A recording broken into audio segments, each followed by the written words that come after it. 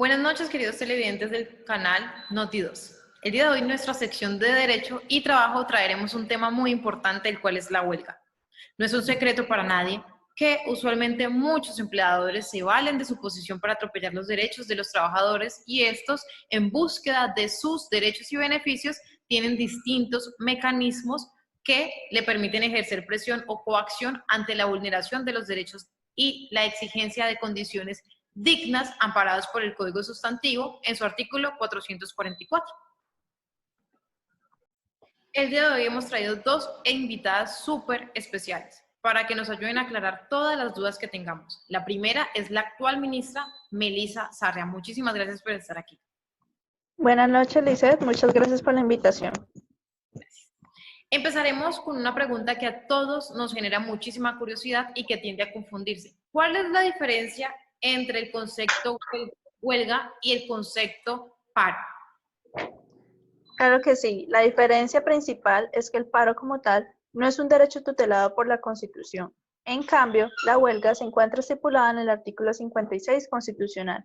Asimismo, se encuentra también en el artículo 429 del Código Sustantivo del Trabajo, el cual estipula que la huelga como tal es una suspensión colectiva y pacífica del trabajo, mientras que el paro suelen haber actividades violentas y no existe un procedimiento previo.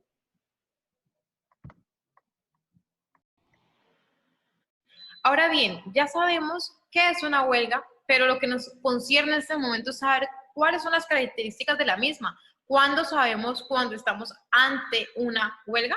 Para resolver este interrogante tenemos a la directora del Instituto Latinoamericano del Derecho al Trabajo, María Alejandra Naranjo. Muchísimas gracias por estar aquí y ayúdanos con este interrogante.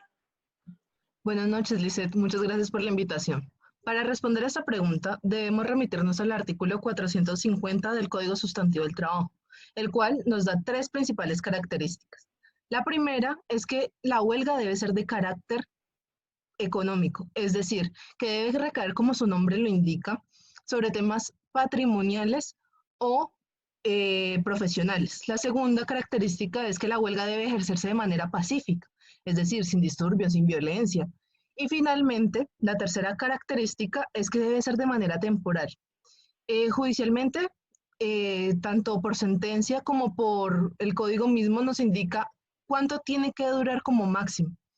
Ante el incumplimiento de algunas de estas tres características, puede declararse como ilegal. Es por eso que tenemos que tener en cuenta estas tres características. Muchísimas gracias. Ahora, señora ministra, hace unas semanas empleados de Aqua Occidente en la ciudad de Palmira pretendían realizar una huelga debido a que desde hace 2 meses no reciben su salario. Sin embargo, han sido retirados del sitio por orden judicial. ¿Qué tiene usted para decir al respecto? La Corte Constitucional al respecto se ha pronunciado diciendo que la huelga en el caso de los servicios públicos esenciales se encuentra tajantemente prohibida. Es decir, esos servicios públicos responden a una necesidad social y no a razones como tal del Estado.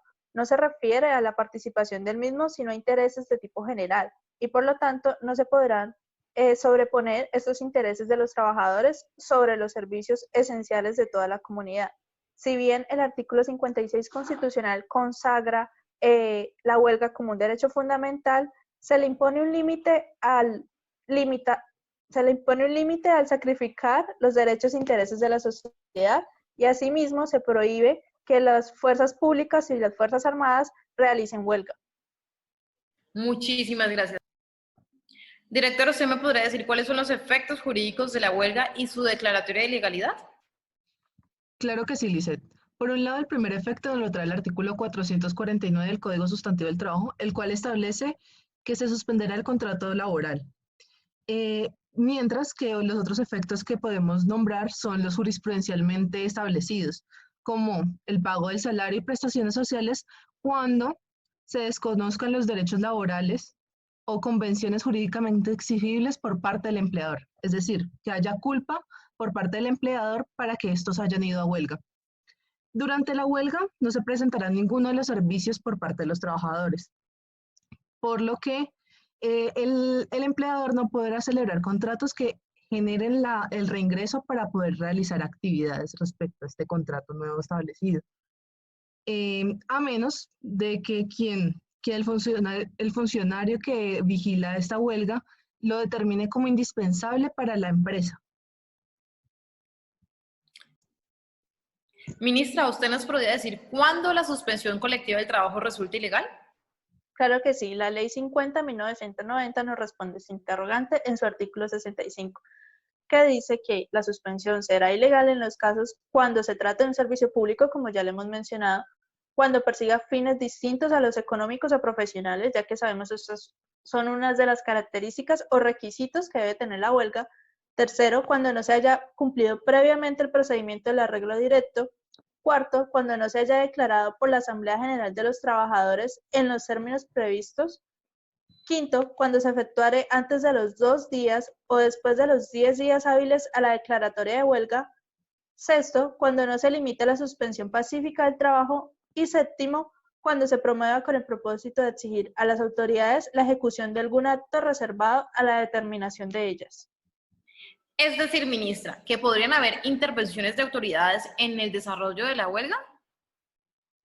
Claro que sí. Las autoridades cumplen las funciones en el desarrollo de la huelga como lo estipula el artículo 448. Directora, ¿qué funciones cumplen las autoridades durante el desarrollo de la huelga? Claro que sí, como lo dijo nuestra ministra, en el artículo 448 del Código Sustantivo del Trabajo establece que durante el desarrollo de la huelga, las autoridades policivas tienen en su cargo la vigilación del desarrollo pacífico de la huelga y ejercen de modo permanente las acciones que ya ellos cumplen. En caso de que alguna persona que haga parte de la huelga o esté de paso por la huelga genere conflictos o violencia sobre la misma. Ok, entonces, ministro, ¿usted nos podría aclarar qué pasaría en caso de que la huelga sea ilegal? ¿Cuál sería la entidad encargada de declararla? Claro que sí. El encargado de declararla será entonces el competente en la sala laboral del Tribunal Superior del Distrito y cuando proceda el recurso de apelación conocerá la Corte Suprema de Justicia en la sala de casación laboral. Esto basado en el artículo 451 del Código Sustantivo del Trabajo.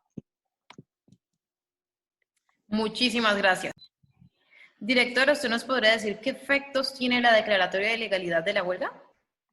Bueno, la declaratoria de ilegalidad de la huelga, por un lado, el empleador podrá directamente y libremente despedir a quienes hubieran intervenido en ella y, por otro lado, los trabajadores amparados por fuera no requieren una calificación judicial. El Ministerio del Trabajo y el empleador podrán solicitar a la justicia laboral la suspensión o cancelación de la personería jurídica del sindicato sin incluir la acción de indemnización de perjuicios a quien hubiera lugar. Muchísimas gracias, directora. Nos quedó muy, muy claro. Ministra, ¿usted puede explicarnos de manera sucinta cómo se desarrolla la huelga? Bueno, como podemos ver en el gráfico, la toma de decisión tiene que llevar o a la declaratoria de huelga o al tribunal de arbitramiento.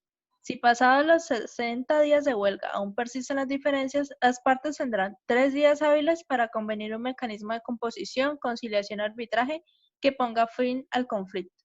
De no hacerlo, intervendrá la Comisión de Concertación de Políticas Salariales y Laborales, quienes durante 5 días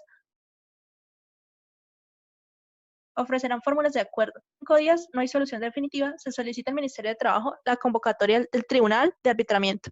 Se debe resaltar que en cualquier momento es posible llegar a un acuerdo y dar por terminado el conflicto laboral.